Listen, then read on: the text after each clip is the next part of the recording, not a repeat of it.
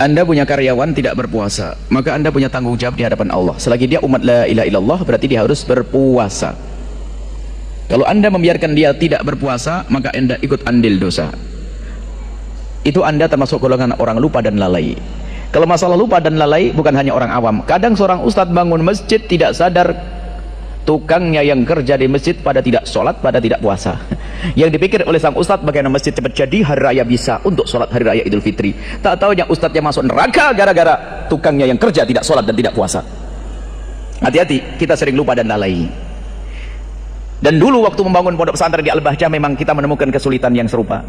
Waktu bangun kita pengen punya tukang kan sedikit, kita cari tukang 6.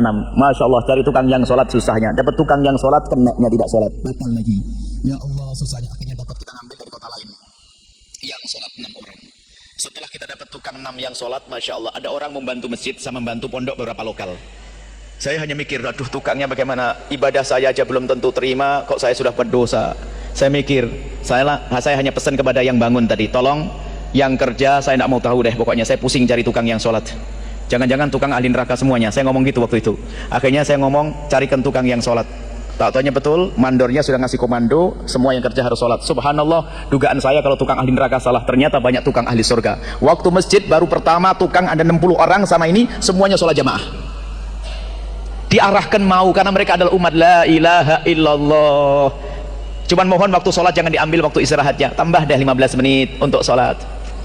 Akhirnya Masya Allah sholat semuanya. Wah, Alhamdulillah sholat, tidak pusing saya kalau itu. Saya bayangin cari 6 saja susah, tak taunya Allah kirim 60 tukang ahli surga. Cuman yang nakal juga ada. Ceritanya pas saya di Bogor waktu itu kisahnya, saya masih ingat betul. Ada tim yang telepon, Buya ada 2 orang bagian las-las itu nggak mau sholat.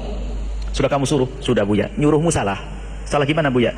Kalau nyuruh sambil kirim sarung, mungkin dia tidak punya sarung. Baik Buya, balik lagi besok dikasih sarung. Subhanallah, orang memang nekat ya. Sudah dikasih sarung, paling tidak kan sarungnya diambil kan lumayan 50.000. Sarung ditinggal, mending gak sholat, ngerokok, pindah ke satu tempat.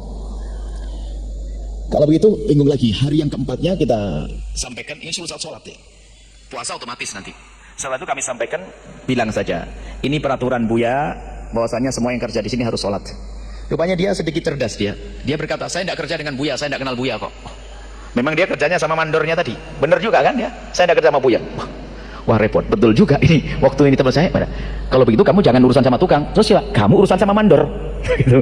Dia bilang mandornya itu kan ada. Kata Buya, selagi ada 1 orang yang tidak sholat, dibubarin saja deh masjidnya. Nyampe ke bosnya tambah cinta dengan kita. Oh, bener ini. Akhirnya orang yang tadi dipaksa. Kalau tidak mau sholat, jangan kerja di sini. Tak taunya, akhirnya sholat justru salah satu dari tukangnya ini, anaknya malah di pondok sekarang waktu itu, memasukkan anaknya.